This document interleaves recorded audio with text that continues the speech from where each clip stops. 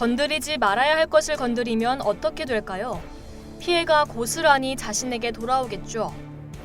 현재 한국은 물론 전 세계에서 최고의 인기를 끌고 있는 그룹 BTS를 상대로 시비를 건 중국은 결국 자국의 빈약한 소프트 파워만 노출했다는 지적이 나왔습니다.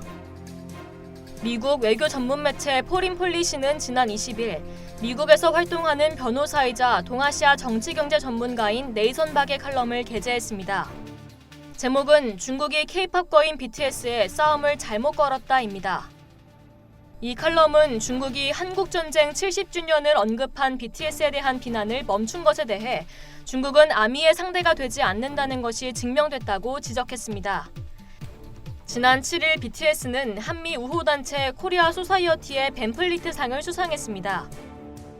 리더 RM은 수상 소감으로 올해 행사는 한국전쟁 70주년을 맞아 의미가 남다르다며 우리는 양국이 함께 겪은 고난의 역사와 수많은 희생을 영원히 기억할 것이라고 말했는데요.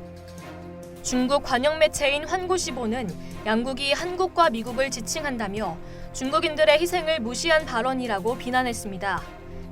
이후 중국 누리꾼은 BTS를 향한 악플을 올리기 시작했고 BTS를 좋아하면 매국노라고까지 말하며 일제히 흥분했습니다.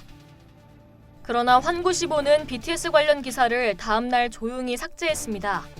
외국 주요 언론이 이 사태를 보도하며 중국의 지나친 애국주의와 민족주의를 지적하는 등 역풍이 거셌기 때문입니다. 관련 기사가 삭제되자 중국 누리꾼의 반응도 한풀 꺾였죠. 이후 중국 세관이 BTS 관련 상품을 통과시키지 않아 중국 내 배송이 중단됐다는 사실도 알려져 일종의 보복 조치가 아니냐는 보도도 나왔습니다. 주중 한국대사관 측은 이와 관련해 중국 당국으로부터 사실무근이라는 해명을 들었다고 밝혔습니다. 중국이 BTS의 트집을 잡은 사건은 이처럼 파장이 컸습니다. 포린폴리시 칼럼은 이번 사태에 대해 중국의 소프트 파워가 빈약하다는 점을 드러내는 또 다른 사례라며 격렬한 국수주의는 상대를 설득할 수 없다고 강조했습니다. 칼럼은 지난해 중국의 NBA 보이콧도 언급했습니다.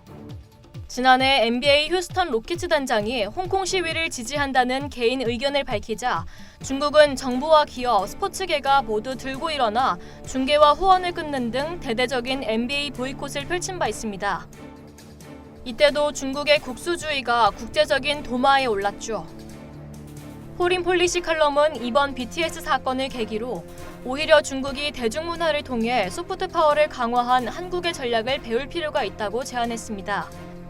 칼럼은 한국 정부가 내세우는 문화를 지원하되 간섭은 하지 않는다는 원칙에 주목했는데요.